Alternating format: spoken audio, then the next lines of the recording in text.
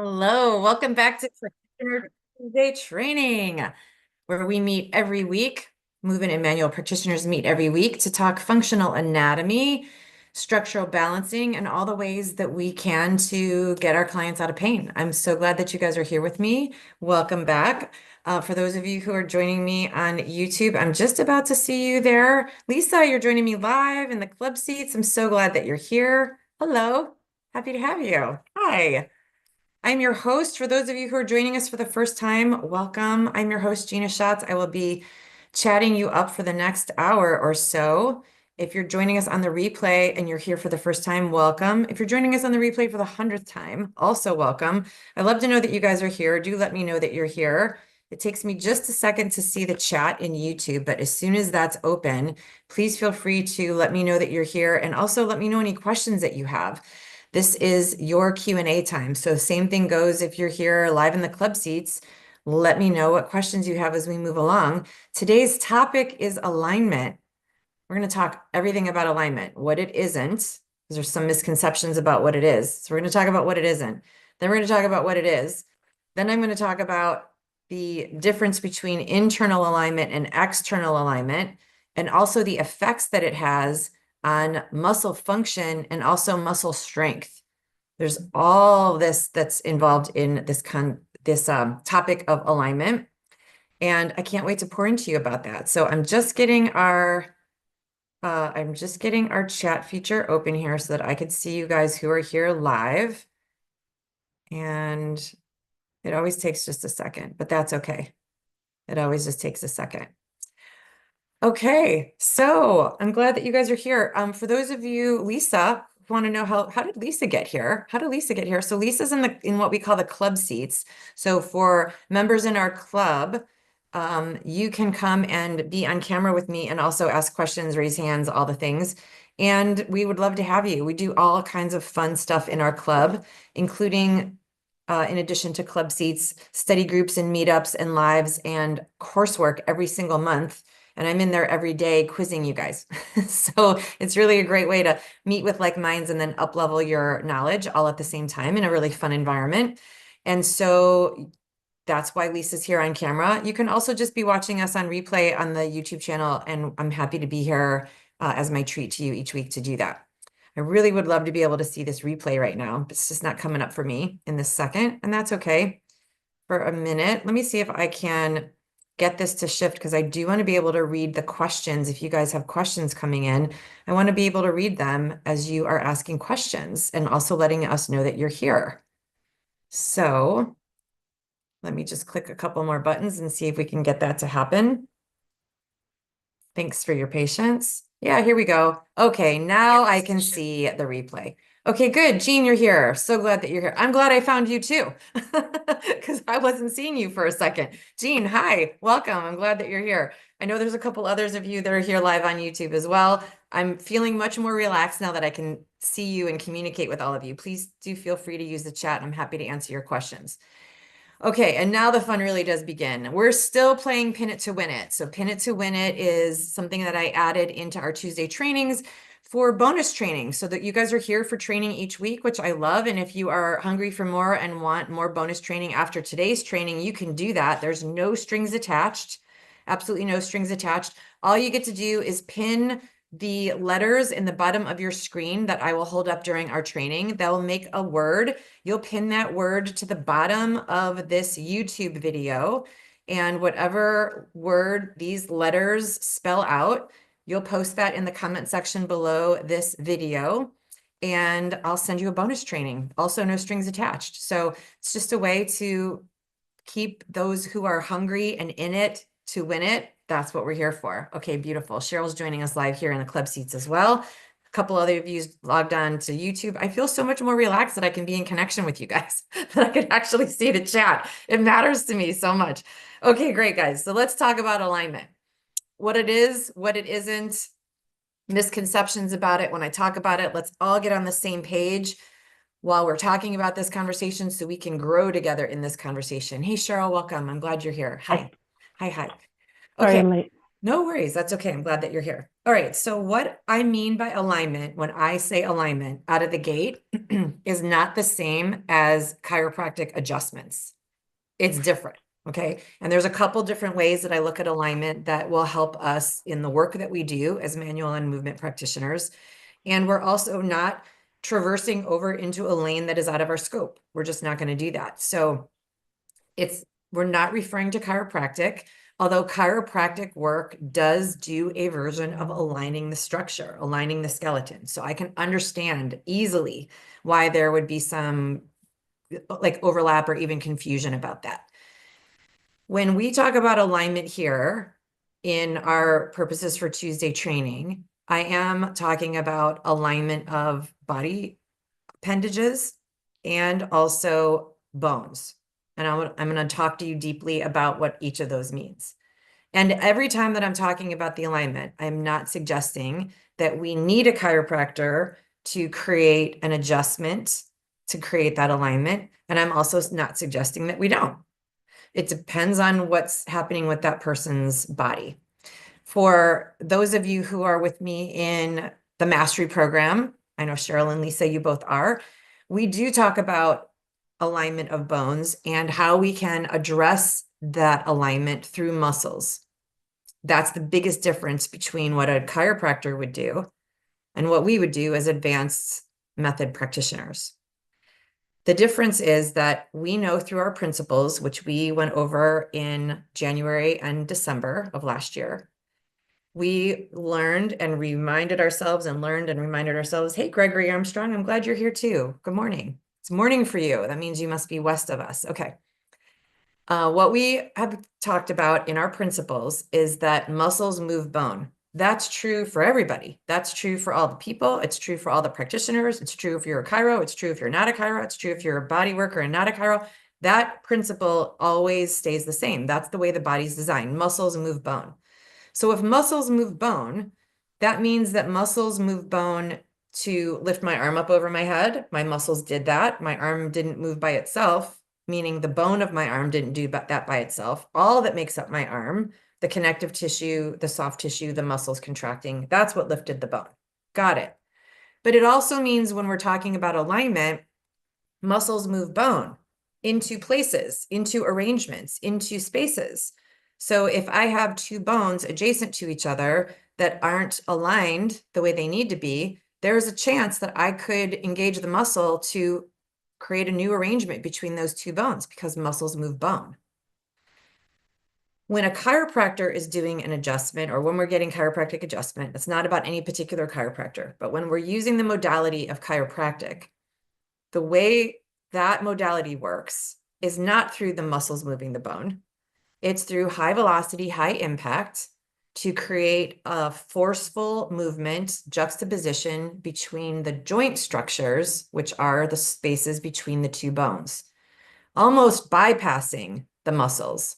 And if you asked a chiropractor this, they would tell you this. This is just so we know all of our modalities.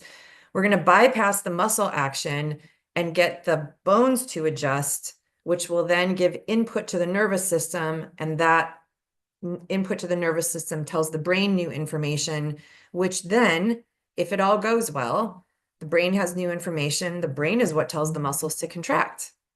So chiropractic just goes at it a different way for reasons needed, not needed all the time, but when it is needed, it's needed.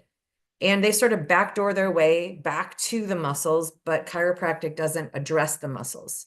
Chiropractors just don't do that. It's not their lane. Just like our lane is not high velocity, high impact, unless we're a chiro.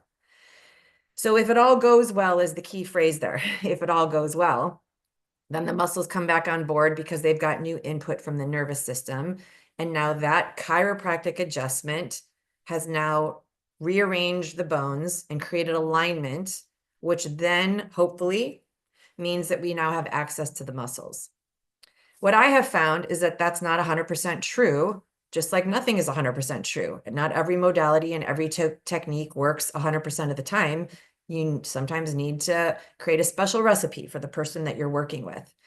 So in the instances where chiropractic adjustments are not needed for alignment is when in my clinical experience is when there isn't a problem at the joint, when it is straight up muscle only. Why would I take the long path around to go get high velocity, high impact to a joint to hope that the nervous system now tells the muscle to do the job when all that was needed was the muscle to do the job in the first place? Why would I take the long way around? The other reason I don't love that version, even though people are like, oh, chiropractic's so quick though. It is quick, but because of its nature of high velocity, high impact, it absolutely affects the ligaments between the bones. We know this from anatomy. This is just anatomy talking now. Ligaments hold bones together, and they don't have a changeable constitution, thankfully, because they hold our bones together. We don't really want them changing with the wind. We want our bones held together by reliable structures that are going to hold them together so that they can do things like leverage and change arrangements bone to bone in a joint structure. I want my ligaments to be intact. I don't want them to be changeable with new input, right? So in order for a chiropractic adjustment to happen, they create so much velocity at the joint structure that the ligaments are affected by that. And when a chiropractic adjustment is needed, that's also fine. It's needed, the ligaments can handle that. But frequent impact at that velocity at a joint means the ligaments are frequently impacted and eventually they lose some of their integrity if they're forcibly wrenched over and over and over and over again. And it does get into a little bit of catch-22 when folks have a hypermobile constitution and their ligaments aren't very strong to begin with. Their bones are often out of alignment and there's a lot to, quote, crack and adjust. And then they come back in alignment and they feel better. They feel better because they're back in alignment. They don't feel better by the degradation of their ligament structures. And that's the long-term view that we sometimes miss if we don't really understand the differences between modalities. The bottom line here is that chiropractic does not address the muscles. And what I want to talk to you guys about around alignment is what part of alignment is relative to the muscles, because that's our lane. In order to talk about that, we need to know what the differences are. Is that making sense to you guys? Cheryl and Lisa, is that totally clicking? You're like, yep, I totally get the difference between chiropractic and not. Okay, is there anything else that you've heard along the way in our time together that also is ringing true for you about adjustments in chiropractic? Anything else coming up for you? I think you've hit it. What we've talked about in the past and what I know of. Beautiful. Yeah. Okay. Great. The idea is that we want to create as much clarity as possible. It's not about right or wrong, guys. Sometimes I get misquoted as like, oh, well, Gina said, no, I didn't say that. I said, if it's needed, then it's great. If it's not needed, probably not so great, especially long-term. That goes for us too, right? It goes for all modalities and all treatments. What we want to do is know enough about it to be able to make that discernment so that we can tell if what our client is up to when they're not with us is what's needed or if it's not what's needed. It's called partnering. Partner with other modalities, other practitioners, and the person in front of you and decide what they need and then create a comprehensive plan for them. You become someone really valuable when you know more outside of the scope of what you do. Not so that you practice it illegally, but that you know enough to know like, hey, there's this thing over there you might want to go try. I don't do anything like that. In order to be able to say that, you got to know what that other thing is. Okay, so when it's needed, chiropractic is amazing. When it's not needed, it can be overdone and create other issues that we then are left with to kind of clean up. And that would be around muscles and alignment. So when we talk about alignment, we're not talking about adjustments.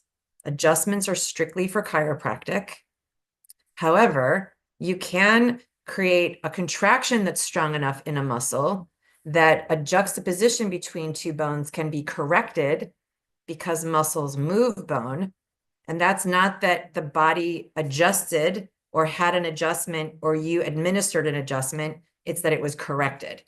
So if you can put your head around these two ideas of adjustment versus correction, then you'll also be able to know the difference between the work you do and the work that a chiro could do. And that's, I think, a really helpful viewpoint. Perry, it's all up your alley. Good, I'm glad. Gregory says, can you combine both chiropractic and muscle work? Absolutely, but not usually with the same practitioner, Gregory. And that's the difference, right? Chiropractors typically don't do muscles. They don't do function. They don't do movement practices. They don't do muscle myotherapy, manual therapy in that way. Typically, some of them integrate for sure. And it's the same as those of us who do manual work.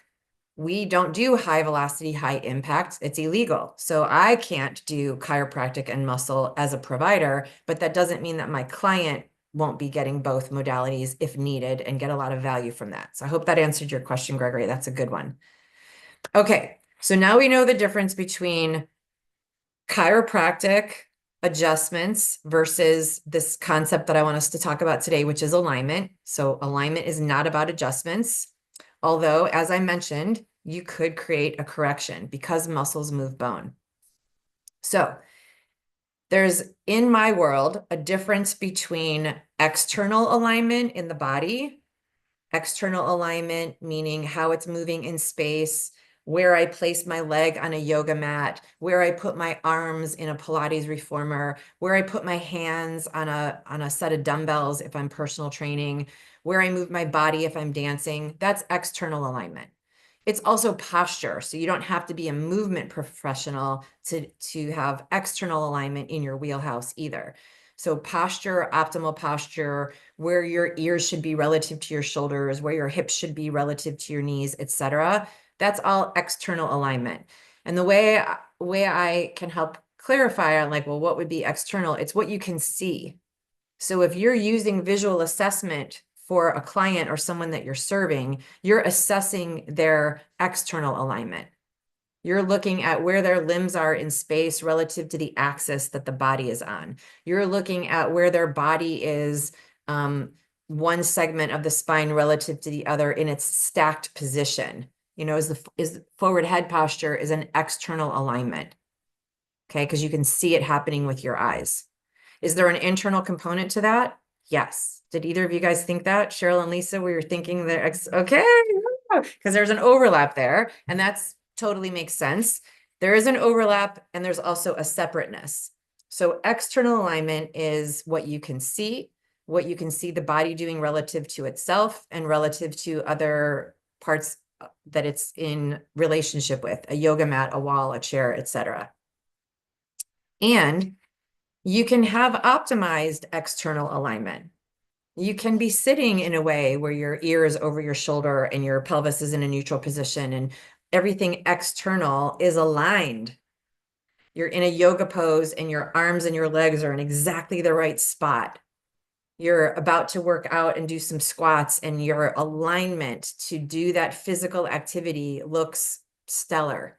These parts are relative to those parts and it's equal distance from where they need to be able to brace weight. It looks great. You can have optimized external alignment and still present with internal misalignment.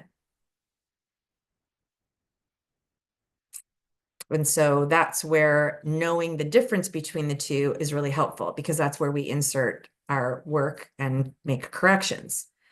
So internal alignment is where are the bones relative to each other in a joint and aligned joint position.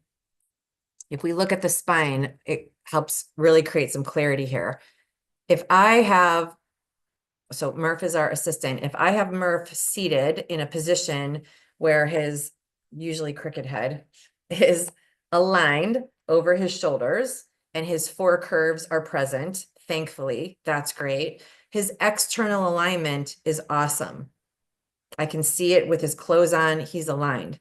However, if you take a closer look at Murph's spine, you can see that there is discrepancies between the alignment of each individual vertebra as it relates to the next one. He's got a curve in his spine that you can clearly see, even though his external alignment looks like he's got great posture. Posture, external alignment, something that you can see. But I can't see the differences of each spinous process by looking at Murph seated. In fact, I would say, I'm sure his spine is fine. It's only when you can see what the bones are up to that you can see internal alignment. Does one affect the other? Sure. If Murph is seated and his head is very far forward, I can see that visually, external alignment, and I know that the relationship between these vertebrae is not neutral. So I'm assuming then it's implied that his internal alignment is also off. So when external alignment is out, internal alignment is implied. However, if you correct external alignment, everything internal should be okay, unless there's also an internal alignment that's separate from external alignment, like the curve in Murph's spine. Is that landing for you guys? How's it going for you guys on YouTube? I see a couple more of you joined. I'm glad you're here. Is that landing for you guys? Is it making sense? Some of us as manual practitioners have worked with internal alignment. Some of us have not. Some of us as movement professionals have worked with external alignment and some of us have not. So we're all in different places depending on where we went to school and the work that we've done since then. And so it's totally fine where you are. My intention to share this information with you is to let you know what gold lies in having clarity on both internal and external alignment. That's my intention for today. So I want us to get really clear on why we would bother looking at internal and external alignment. And that ties right into why we would bother, ties right into the focus of the month right now that we have in our club, which is function and alignment. We have a master class that's running right now inside the club that's called the Functional Anatomy Formula. And this functional anatomy formula is something that I developed working clinically that helped me know what order to address what I was working on with a client. Did I need them to change their posture, or did I need them to move a muscle? Or did I need them to strengthen a muscle, or did I need them to have their internal alignment affected by me? And so when you're navigating internal alignment, external alignment, muscle function, muscle power, muscle strength, not doing muscles, only doing muscles movement, only doing manual work to muscles, it can get a little bit busy. And you're like, well, what am I supposed to do first? I kind of forgot. I'm confused. Like what needs to happen? So the first step is to understand what alignment is, what's external alignment and what's internal alignment, and then put together what order the internal and external alignment focuses need to be and what you need to do as either a manual or movement practitioner relative to the muscles that are involved in said alignment. Okay, so that's why we have that in the club this month. That's why we're focusing on that. So let's see. Gregory says, I'm pre-physical therapy. Oh, good. Awesome for you. Is that what that says? There's a little heart on my screen, which I'm okay with hearts, but it cuts off the last word of what you said, and I can't scroll the chat up. Oh, and someone just tapped the heart. Oh, and you're tapping the heart. Okay, great. I love the hearts, and I can't always read the words behind the hearts, but I'll do my best. Okay, excellent. Okay, so let's just back up the truck a little bit here. If I'm a manual or a movement practitioner, it behooves me and you to recognize external alignment. Like, where should the body be in space? And this all becomes cyclical here in a second. So I'm going to talk slow and you'll see how the dots all connect. It behooves you to know external alignment, whether you are a manual or a movement practitioner. Here's why. If I sit external alignment in a way that is not optimal, it's not the way I'm designed, I'm not bolted together like Murph, so I can slouch, my lumbar spine can reverse, my lumbar spine can touch the chair that I'm sitting on, and now my head comes forward of my shoulders. If I can do that, and that's what my posture looks like, not only have I changed my posture and my external alignment, but my muscles came with me to that new formation. And if my muscles came with me, that means that they're being patterned in a position that's not optimal for them. And as soon as you hold a muscle in a particular position for a particular length of time, we study these numbers in our method, the brain registers that as a pattern, and now that's the go-to. And that becomes problematic if now the muscles that have been repatterned into a posture, I now need them to go do an activity. They're patterned to be out of alignment, out of their external form of what's neutral. Why does that matter? Because when a muscle's in neutral, it has equal ability to both contract and lengthen. And in order for me to have function in my body and use my body, I need to have my muscles do both because we're built on a lever system. That's the last master class we just did in our club. I need my muscles to have equal amount of contraction and equal amount of lengthening for my joint to move freely. And when my muscle is moving with equal amounts of contraction on that lever, that means I have the most available strength in that muscle. I want most available strength. I don't want to injure myself. I want to be strong. And if you're a movement practitioner who's working on gains with your clients, they want gains too. They want to be maximum strong for the work that they put in, especially those who don't like to work out. That would be me. I mean, I like it, but not really. And it takes me a long time to want to. And then I do all the cranking about it. And then I get there and then I like it. There's a lot of us that are like that. So I want a lot of bang for my buck if I'm going to finally get up the gumption to like really go and do a good workout. So do your clients. And so do you, because it helps you build your confidence that the work that you're doing, any movement work, is actually creating changes in the bodies of the folks who come to you. That same information, though, is needed for manual practitioners. Because if your clients are coming to you with a muscle discrepancy or chronic pain, and their external alignment, their posture chronically looks like this, you are going to work their neck and shoulders forever. Because this is not neutral for their alignment, their external alignment, which now means you're going to have a regular client and you're both going to be doing Groundhog's Day. They're going to feel good for 3 or 4 days after they see you, and then their neck and shoulder pain is going to come back, and you're going to work their neck and shoulders again, and you're going to tell them to do something silly like drink water because that'll help it, and you're not going to get to the point of why that keeps happening for your client. It's the external alignment that's needed. So for both lanes, manual and movement practitioners, external alignment and where the body should be in space relative to itself absolutely plays a part in muscles, pain or not pain, and function. Absolutely plays a part. We all need to know that. In my opinion, we all need to know that. That's why I teach to both manual and movement practitioners, because there's this place, this huge body of information where we all need to know the same stuff and not be so siloed and separated from each other like we do different things. We do different things, but we all work on the body, which is all organized the same. We all have the same neck muscles. Okay. Now, when we get to internal alignment, things that we don't see based on the way someone's seated, it does require different skill to be able to measure someone's internal alignment. If that's not in your wheelhouse, if that's just not something that you know, I'm happy to teach you. Please come if that's something that you want to learn. And if it's not something that you want to learn, you're like, ah, it really doesn't feel like something that would entertain me. I feel like that would be a have to instead of a want to. Then you just get to know that it's there and that it needs to be considered the same way you might not want to be a chiropractor, but you need to know that that modality is there and when to consider it. So if it's not something you want to learn, that's okay, but at least know the distinction and when it's important to know it. It's interestingly enough, not that different than what we just talked about. If I have 2 bones next to each other in the body, by definition, where those 2 bones meet is a joint, and there's joint structures in between those 2 bones. There's also movement that happens at that joint structure. Depending on the type of joint that it is, ball and socket versus hinge will dictate the kind of movement that it has.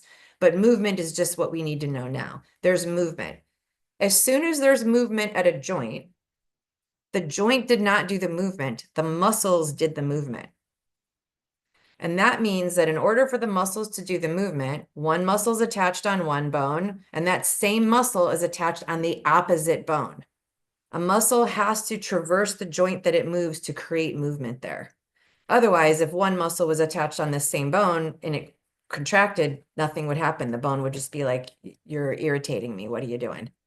But if the muscle is attached on this bone and this bone, this bone and this bone, and the muscle contracts across the joint, now it has an effect at that joint. It moves the joint as it pulls across like across the river, if you will. And that's important for us to know for same reasons that we talked about external alignment, because the amount of contraction that can happen in this muscle between this bone and this bone, the amount of contraction that's available is highly reliant on the orientation between these two bones. So if my design says that there's this much space between these two bones that's filled with soft tissue, and there's a muscle that traverses that gap between those two bones, and the muscle is this long to fill that gap and attach here where it's supposed to. But now there's something that's gone on in the bones, and now the bones actually sit like this, just a little further apart. Well, now based on what we know about anatomy, that muscle that's connected to bone A and bone B is now in a lengthened held position because its attachment points didn't detach. They just got further away from each other. And by definition, we know that means a lengthening muscle. So if that muscle's held in a lengthened position, given the orientation of the bones, well, now my lever's messed up. Now I'm not starting from a neutral position in that muscle to create equal length and equal strength. I don't start from neutral. I have more length already than I have strength.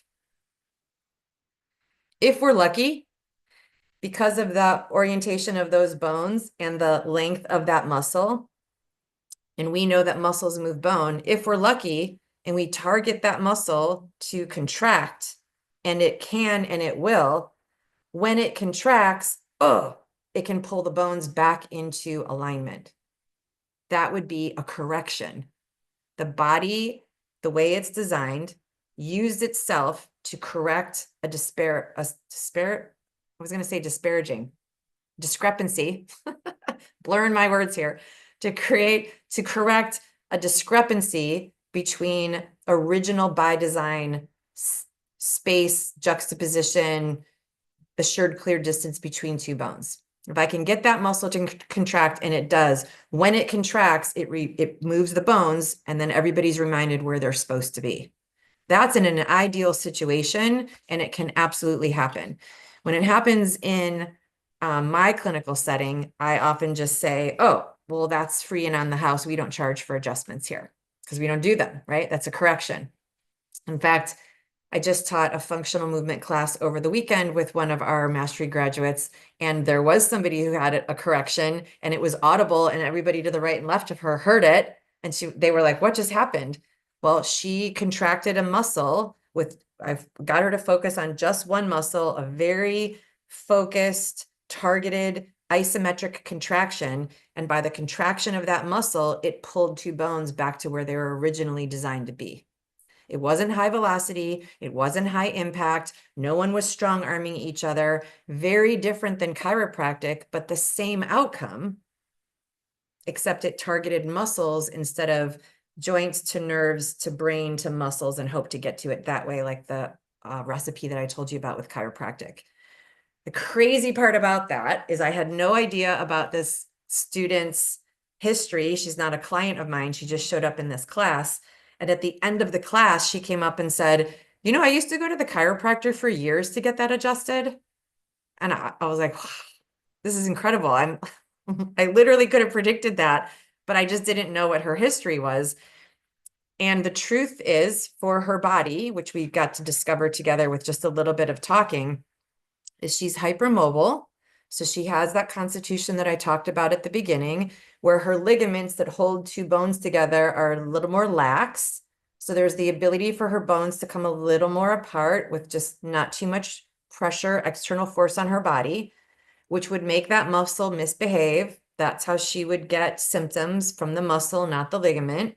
And when she had muscle response that said there was something off here and she couldn't get a lot of power to make things move without discomfort, she'd go to the chiro and he would take the bones and go cook and make that happen, which was needed to get the bones back together, except that it's not needed long term like she was using it for, because that's just a catch-22. The lax ligaments means the bones can always float, and the chiropractic means that the ligaments are now being affected, negatively impacted. So that's a catch-22 that doesn't play out well. It's a perfect example of what we just talked about earlier today that showed up in class on Saturday. So what we offered for her in that very targeted muscle engagement from an aligned, external aligned position and getting her to contract just that muscle was that body, that muscle was now able to pull the bones themselves back into position, which is the longer term solution, especially in a hypermobile constitution where the ligaments are lax and the bones can free float. You'll always have a correction that can be made or an adjustment that can be accomplished with a chiropractor. But the solution to that is to know what muscles move those two bones, and are those muscles strong enough to hold those bones now in place? And that goes back to the functional anatomy formula that I mentioned that we're learning in the club. And also you guys are learning it in Mastery for sure. We're doing similar coursework in the club and in Mastery so we can all participate in the conversation and learn together. In order for me to move these bones and have them hold there, the muscle now has to be strong to do that, especially in the presence of a lax ligament. If the ligament is lax and the bones can float out of their internal alignment pretty readily, I really need the muscles to be strong to hold those two bones together. And here's the key. Those muscles can only get strong if the bones are in alignment. It is a catch-22, and that's why the formula matters. So you know where to start with the person you're working with and what's needed to get things in alignment and keep them in alignment and what muscles should be targeted. That's why we learn it together. In order for this muscle that holds these two bones together to be optimally strong, these bones have to be in alignment for it to have full capacity to contract. We just said that a couple minutes ago. Remember that? And because of the ligament structure between these two bones, I really need this muscle to be strong, which means I can't strengthen it from a misaligned place. I have to create alignment, muscle engagement. Once the bones are aligned, then go after that muscle and make sure it stays with two bones aligned and in full contraction the whole time you're strengthening it. That's what takes movement practices up a notch to be more corrective in nature, because you're understanding what's going on in the internal alignment. And it's also what helps manual practitioners up level in what they're doing as well. In the scenario I just painted out for you, you don't want to be releasing things. You don't want to have more talented thumbs so that you can release things. That won't serve for function later. So in the same way that a client with this orientation could end up in a chiro's office and get plenty of corrections, this same orientation can create physical distress and tension in muscles that could get that same client on a massage table week after week too. They're both not resolutions. They're symptom chasers, because the symptoms will go away. They will feel better after the chiropractic adjustment, and they will feel better after you manually release things that are tight. And they're going to be tight. They're going to be tight because a muscle that's being pulled too long is tight, but it's not contractile tightness that needs to be released. It's just tightness. So you go in and work the endings of those muscles manually and create all kinds of freedom, but you're not creating more strength. The bones are still free floaters. Okay. It's landing. You guys are, it sounds like it's clicking. How are you guys doing on YouTube? Is it landing? I've got more to say on that. I just want to make sure you take a deep breath, swallow that one, digest it. Tell me if it's landing or if there's any place to create clarity for you, and I will happily do that. Okay. I mentioned hypermobility, and I want to also offer that it's not only hypermobility that this scenario plays out in. It's just the easiest example to give, because it's like, yeah, Gina, I get it. I can see it now that you're placing it that way. But when we're talking about all constitutions, bones still have the ability to be in a position that's not their designed aligned position. Like Murph, right? Oh, he threw his leg on the floor. That's okay. We won't use his leg. We can still have alignment in the spine here that looks like Murph, and he's not hypermobile. He's bolted together. He's the opposite of hypermobile. He's got very little movement between his bone structures. And yet there's a misalignment there. Well, what's the implication of that? The implication of that is all of the muscles that are in this area that would be impacted by the alignment of these bones. In the same way that we talked here about the muscle from here to here and its attachment being affected by these two bones, any muscle that's adjoining bones together anywhere in the area is also affected. It's simple when you do one muscle and two bones, got it. But then you start adding all the layers of muscles, and again, it's easy to kind of squirrel and go like, it's kind of a lot. But let's just walk through one example. That would help, right? If we walk through one example. Okay. So let's say, for example, we've got these two bones here in our focal point, right? You can see that there's definitely, those are not neutral. You can see, right? Relative to the sacrum, relative to the rib cage, there's something going on there. That's not a really healthy spot to be in. Okay. If you're thinking, neurologic levels, that's definitely the end of the spinal cord, right? Conus medullaris is here. There's a lot of nerve ending stuff. Right below that is where the sciatic comes out. And oh my gosh, you could start having all kinds of wild symptoms that even go beyond what you might think is a muscle symptom. And still, the alignment of these two bones is what you want to look at. Because if these bones are aligned, that nerve symptom won't be present and those muscles won't be unhappy. So even if you are either manual or movement practitioner and you're not squeamish about more complicated symptoms, the answer still lies in what's happening between these two bones. Because if these two bones are aligned, there won't be all those other symptoms. How do you get those bones aligned? Go back to the muscles that attach there and what could be pulling. Are those muscles contracting the way they're supposed to? And are they equal on their lever? Can they contract equally to how much they lengthen? If the answer is no, when you target that muscle to contract as much as it lengthens, again, just like the student in class on Saturday, these two bones could end up in a new relationship with each other based on the muscle that's pulling on them. Wouldn't that be great? They don't need to go to chiropractic even if they look like this. If it's a muscle issue that you can target, if you know how to do that. And once you target those muscles and they move the bones, now the bones are in alignment. The muscle itself is now available to be fully strengthened. Because now that muscle that still attaches to those two bones is held now in a neutral position, and it has now the ability to contract. Well, that's not really what happens, but it has the ability to contract and lengthen because the bones that it attaches to are now aligned and adjacent the way they're designed. It's true whether you're a manual practitioner or whether you're a movement practitioner that your client will be symptomatic if the bones are not aligned internally and they're using the muscles that attach to them. And the way we know that is because we all came designed the same way and we came to be pain-free. So what does that mean? How do we get pain-free? It's not by stacking techniques in our toolbox. It's by remembering what the design is and being able to return it to that design.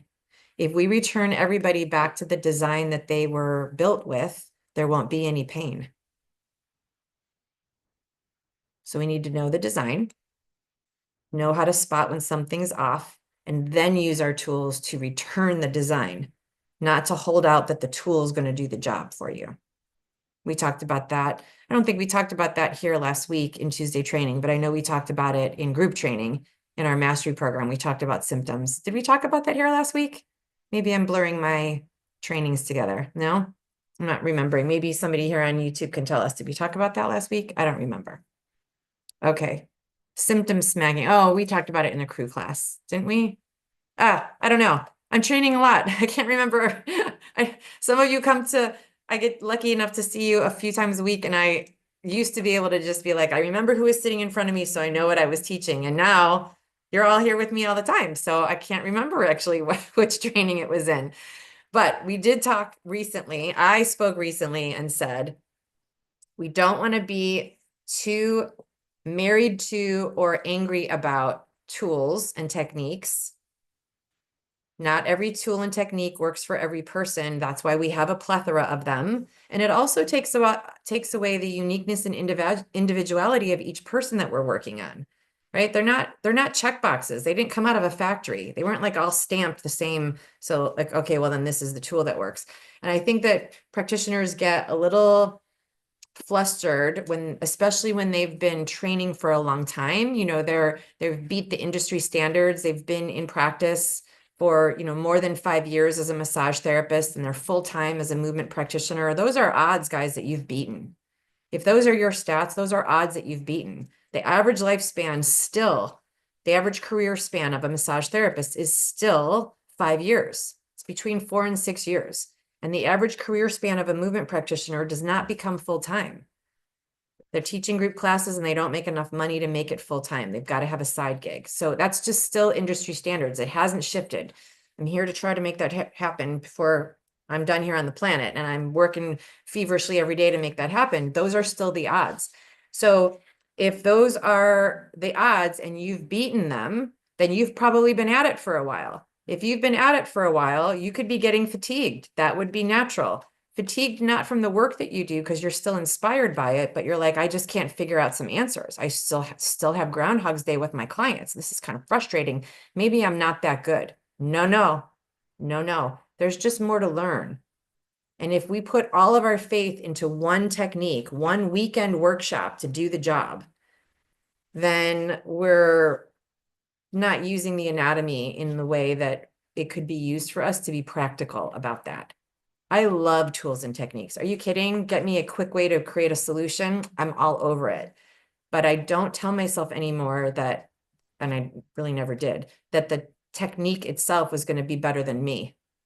You're better than the technique.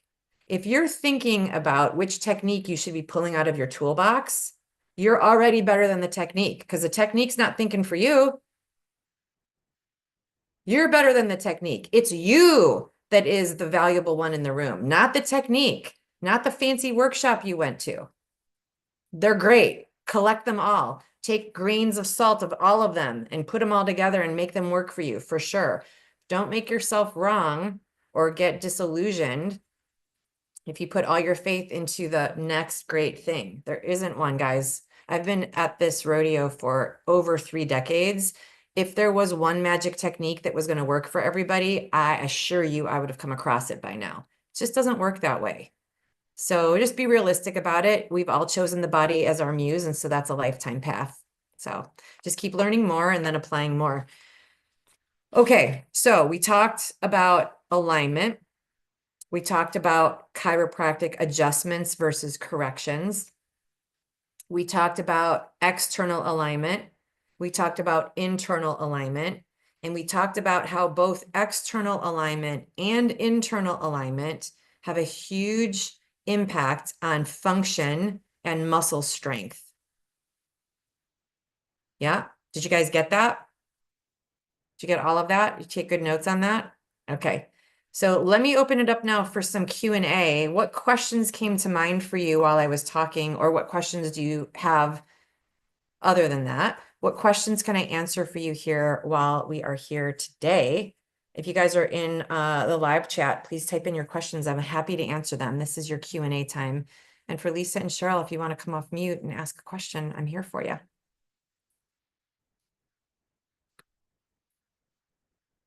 And while you guys are formulating your questions, I will just remind you, this is the topic for the month inside the club. We're doing deep dives. We have 2 master classes that we're working through in the club this month, and we have study groups each week to study together on all of the information that we talked about. And I'm in there every day, and every other day, actually, it is dropping pop quizzes to make sure that you're using the information and applying it. Cheryl and Lisa, are you enjoying the pop quizzes inside the club? Are they brain teasers enough? Are you getting some value out of those pop quizzes? Yeah, I like them. You do? I do. Yeah. I like being challenged to have to go back and think through something that that we discussed earlier in a group session or something. Yeah. Uh-huh. So I like that. Which quiz stands out? Which quiz question stands out to you? Did you Oh have gosh, recently I that was don't good? know. I really like the case studies. Yeah. I like those. Mhm. That really makes you have to think through things. So, but and none in particular. I mean, it's been maybe 2 days since I've checked in on that, Okay. but I can't remember off the top of my head. If I think of something, I'll let you know. Okay. Well, I Yeah. really appreciate when you guys do ask questions and answer them, because there is this phenomenon that happens where folks don't want to get the wrong answer. They don't really know what the answer should be.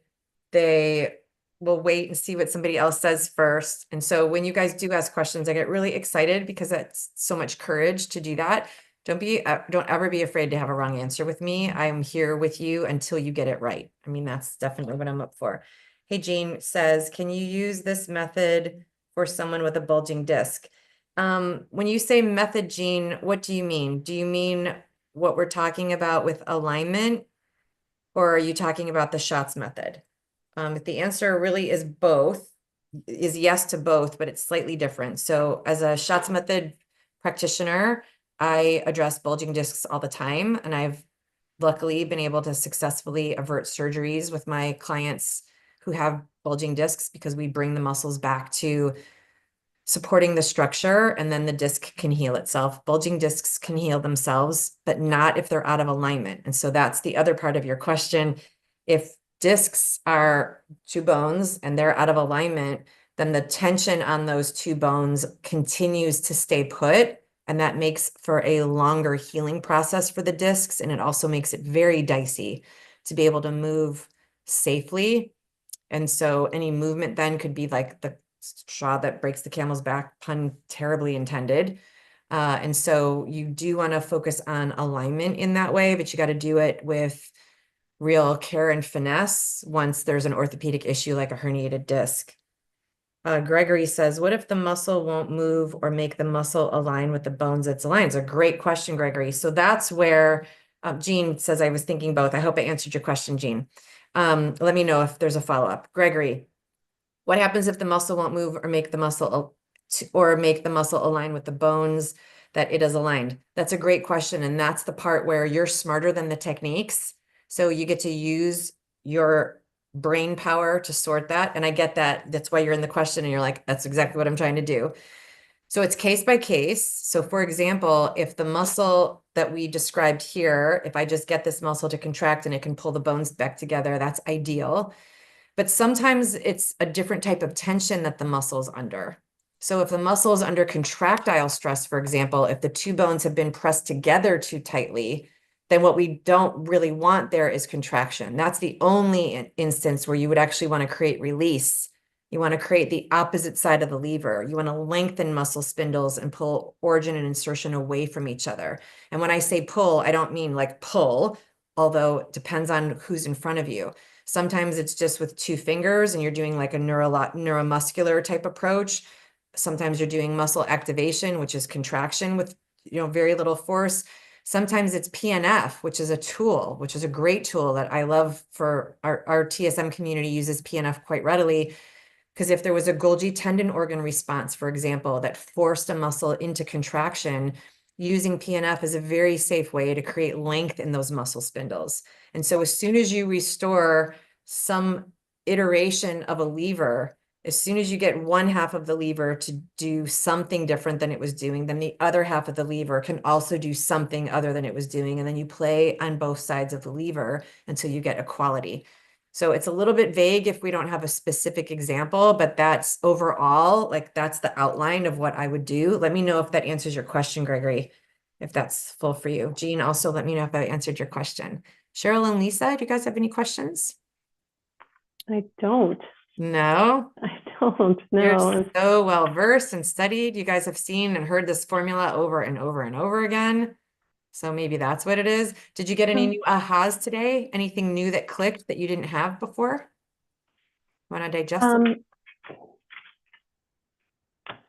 Um, no, going through internal and external alignment is always good to hear again. Hmm. We touched on that just recently in maybe the bodywork class, the bodywork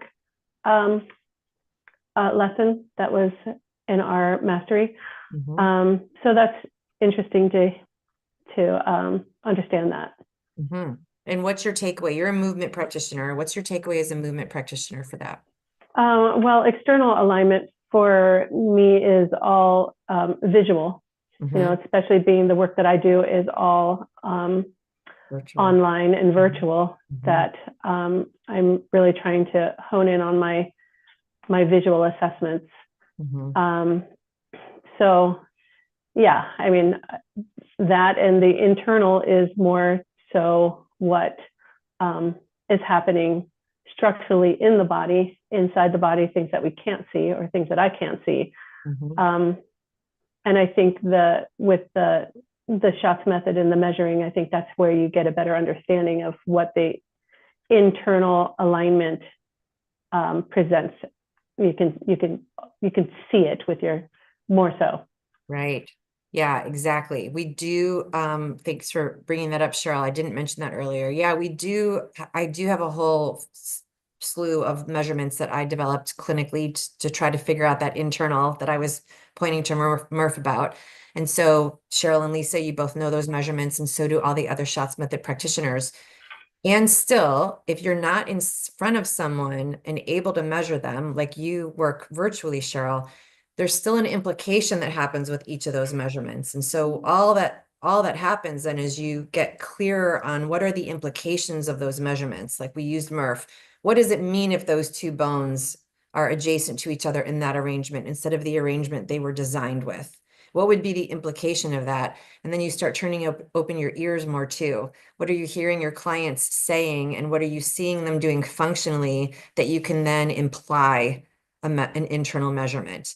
And ultimately, all of us in the shots method get to be that proficient in measurements. You should be able to hear something and guess what a measurement is, and then just use your hands if you have ability to work in person to confirm what you already are guessing. So ultimately, we're all reaching for that. You're just going a little faster at that finish line, Cheryl, than the rest of us because you work virtually. So it's totally doable. The implications are answering what's the implication of that measurement, and what would everything that's involved in that measurement be? What would their symptoms be? What would their decreased function be? What muscles would be involved in that? What do those muscles do? And if you can get your head around all of that for each measurement, then you almost don't need to be able to measure them in person. It's just helpful if you can. Hey, Laura Thomas, the measuring makes a difference. I'm so glad I learned them. I'm glad you learned them too. All right. Okay, my friends. Well, this was super fun. It was fun for me anyway. I could be here all day. Thanks for showing up and being so present to the information, and for all the great work that you guys are doing in the world. It really lights me up that so many of you are doing such good work. Like there's people that need us. And also a little teaser here. We have our annual 3-day summit coming up in April. So just heads up, mark your calendars. That's a live 3-day event where I bring in 3 days worth of expert educators like me, and we just share the love and we just all rise together. So it's April 15th, 16th, and 17th. If you're on my email list, you'll get an email which will have all the details and your ability to register. If you're here watching on YouTube and you're not yet on the email list, just send me a note and we'll get you invited and included into that summit. But it's 3 days of like, it's amazing. And I'm so excited about this year's summit panel. It's packed. We have a waiting list of practitioners. We were thinking about doing a bonus day. There's just so many good ones. And we're literally everything soup to nuts, from neuro to energy and everything in between, manual movement, muscles, techniques, methodologies, structure, fascia. It's just going to be great. So I hope that you guys will come. At least mark your calendars. We do have the replays available if you can't make it during the day, which I get it. It's billable hours. But mark your calendars anyway so that you can at least get the replays digested before the end of the day on those days, April 15th, 16th, and 17th.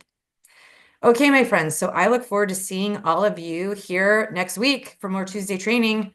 Have a great week. See you guys next time. Thank you. Bye. Bye.